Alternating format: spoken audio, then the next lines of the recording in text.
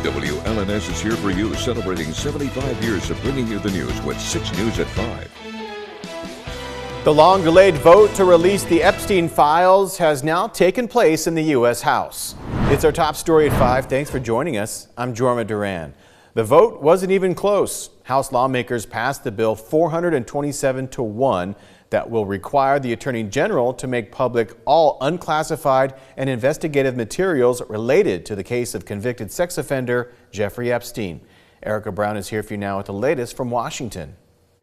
The House passed a bill Tuesday to force the Justice Department to release all of its files related to convicted sex offender Jeffrey Epstein. On this vote, the yeas are 427, the nays are 1. Survivors of Epstein's crimes spoke out ahead of the vote from Capitol Hill. By passing this act, Congress has the chance to prove that truth matters more than privilege, that justice matters more than influence. Still, it took months of political pressure from a bipartisan group of lawmakers to bring the effort to a vote. They did it by banding together and never giving up.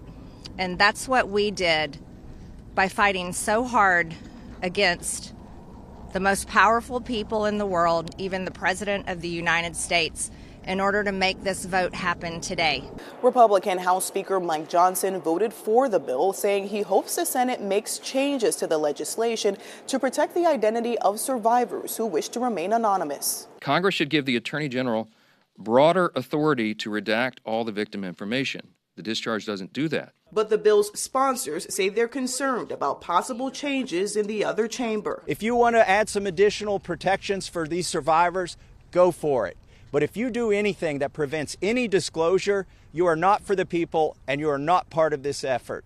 Do not muck it up in the Senate. After making a reversal over the weekend, President Trump says he will sign the bill if it reaches his desk. I'd like to be there that day that he signs. I'm sure all of us would like to be there. The Republican-controlled Senate is still working out how to proceed with the bill. Erica Brown, CBS News, Capitol Hill. New at 5, a panel of 3 federal judges decide to block Texas from using a new congressional map that Republicans drew in hopes of picking up 5 extra U.S. House seats. The 2-1 ruling was a blow to President Donald Trump's efforts to have states draw more favorable maps ahead of the 2026 midterm elections so the GOP can preserve its slim U.S. House majority. In Texas, civil rights groups and Black and Hispanic voters have argued the new map is an illegal and racial gerrymander. An expected appeal would go directly to the U.S. Supreme Court. Tonight, the Lansing Board of Water and Light Board of Commissioners is set to vote on a resolution that could help open the door to more data centers in the city. But some worry that could come at a price to customers. Our Zach Prees is here for you now live in the studio with more on the resolution and the pushback. Good evening, Zach. Good evening, Jorma. The Board of Commissioners is set to meet in about 30 minutes from right now at 5:30. And in addition to concerns about the cost to consumers if data center contracts go south and potential BWL rate increases, some people worry the resolution could give BWL management too much power. Tonight's resolution that will be voted on by the BWL Board of Commissioners would give BWL management sole power to enter into data center contracts. Right now, those contracts need to be approved by its Board of Commissioners, which Kathy Petroni, the president of the Lansing Area League of Women Voters, is strongly against. These contracts carry a lot of risk. They carry a lot of risk in the example of Board of Water and Light to Board and White customers. If the contract goes bad, the Board of Water and Light customers would be liable, right? Potentially for the costs of the contract. Petroni feels the more eyes on a contract, the better, adding removing commissioners from the equation would not be good governance. She's also concerned about the environmental impact of data centers, as well as the resources they use. The energy usage that these data centers use is something that we're just coming to learn about, right? The incredible high demands they have for electricity and for water. We reached out to the Board of Water and Light, and a spokesperson acknowledged that the resolution was on the agenda for tonight's meeting and said they would answer more questions at the meeting. There are many potential damages. Other members of the community plan on showing up this evening, like Linda Keefe, who also believes the Board of Commissioners should be involved. I already mentioned the climate effects, the resources required, and the lack of accountability. Now, this resolution will be voted on only 2 weeks after a computing infrastructure company based in England officially proposed building a $120 million data center right here in Lansing, next to BWL property. Jorma. Zach, thank you very much. A new report shows the rest of the nation is doing better than Michigan on a number of critical healthcare issues. It also calls for a refocus on ways to improve healthcare outcomes in our state. Capitol correspondent Tim Skubic is here for you now with more on what the report had to say. One thing you could say about Michiganders, they love to drink, they love to smoke, and most citizens don't work out, and so 35% of them are overweight. So this report from the Citizens Research Council documents all of that stuff and says basically that Michigan's health care, well, it's a problem. General kind of conclusion from all of this is that not only does Michigan have poor health outcomes, it also has poor health disparities. Here are some of the findings. Michigan is less healthy than the national average. Life expectancy is lower than the national average.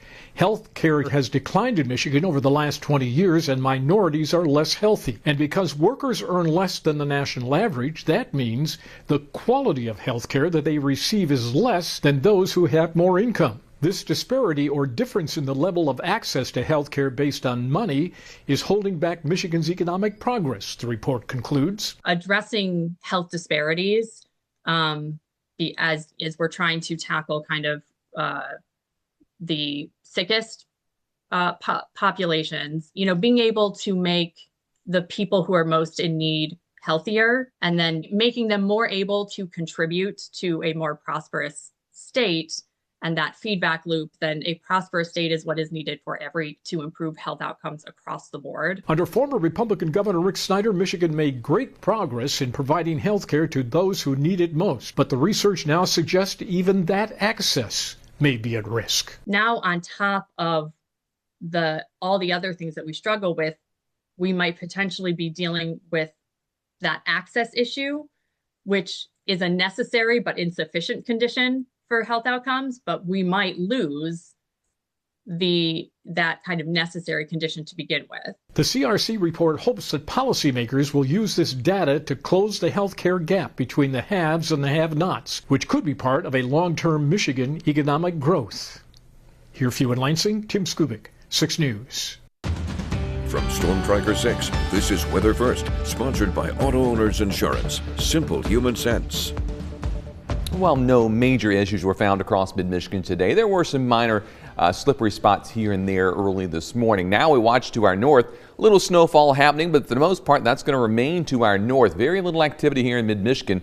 And as this moves in over the next couple of hours, for us, it'll be just a few sprinkles and/or a light flurry, maybe a sleet pellet. And that should be about it as our system begins to head further to the south. A look at precision cast then starting at 6 o'clock. Our system to the north, or the systems to our south, precipitation to our north. That'll slide out of the area as high pressure builds in, and we'll have mostly clear to partly cloudy skies tomorrow morning at 7. As the day wears on, this high is not sticking around, so already a lot of high clouds beginning to move in, so we'll become mostly cloudy once again for tomorrow afternoon. Moving ahead into Thursday, trough of low pressure to our west. This is one part of the system we've been watching for better than a week and a half for Silver Bells. It looks like as this trough begins to swing in from the northwest, the energy that's well to the south, they don't really link up. So instead of drawing this moisture north and giving us rainfall on Friday, they stay kind of separate. And the main area of low pressure that's going to form will just kind of drift to the northeast. Now, the rain may get as close on Friday as central sections of Indiana and Ohio, but I don't think it's going to make it much further north. In fact, for us, I could see us staying partly cloudy right through Silver Bells. I'm probably going to increase clouds at some point as we head into Friday evening or Friday night, but just clouds, no real precipitation from that system. Our high temperature trend, because of the lack of cloud cover, it's not looking too bad. I mean, Friday we're near 50 degrees, a little on the breezy side with that trough approaching. Mid-40s for Saturday, near 50, better than 50 on Monday, and then things start to change as we go towards a colder weather pattern, of course, just in time for the Thanksgiving holiday when we're all getting on the road to grandma's house. So be ready for that change. Temperature-wise out this afternoon, we're in the mid-30s. It's cold outside, but everyone well above the freezing mark. On the Skyview Network in St. John's, temperatures at 36 degrees. Very light rainfall totals today. Humidity at 75%. Capital Cam, lots of clouds around. Temperatures cold, 35. Winds northeast at 6. No precipitation in the rain gauge for the Cap Cam, 76% on the humidity. In Grand Ledge, lots of clouds, but very little precipitation other than a few light sprinkles out there. Almost a little fog trying to form there on the Jackson Cam. At least some low cloudiness. Temperature 35, just under 1/10 of an inch precipitation today. Hillsdale roadways are wet. Temperatures 37, so nothing frozen out there, and that's the most impressive rainfall total with close to 2/10 of an inch. Tonight's forecast, look for a low down to 25, a light evening mix, then becoming partly cloudy tonight. Tomorrow's temperatures are not too bad. We'll climb into the 40s fairly easily by tomorrow afternoon, but clouds will be on the increase.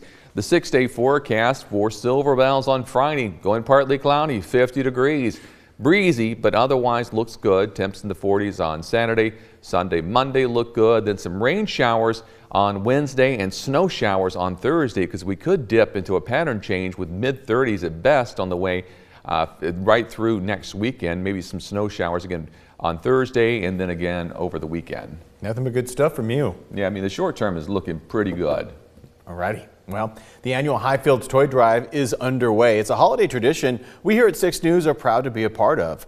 We're looking for new unwrapped toys, books, and clothing, and we'll take anything for babies through 18-year-olds. You can drop off your donation right here at the WLNS TV studio in Lansing or at the participating Ford dealerships on your screen. The toy drive runs through December 15th.